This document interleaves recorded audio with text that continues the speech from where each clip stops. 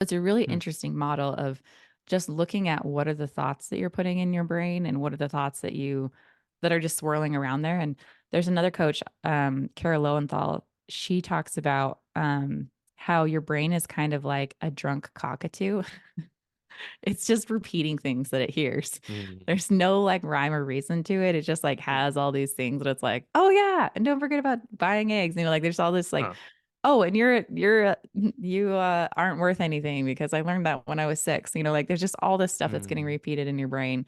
So it is really helpful to examine like what is floating around in there and what do I want to intentionally decide to think? Are the wow. thoughts that are just randomly getting shot out by this cockatoo helpful? Or is Mm. there something else that I can choose to think that's going to be more helpful for me?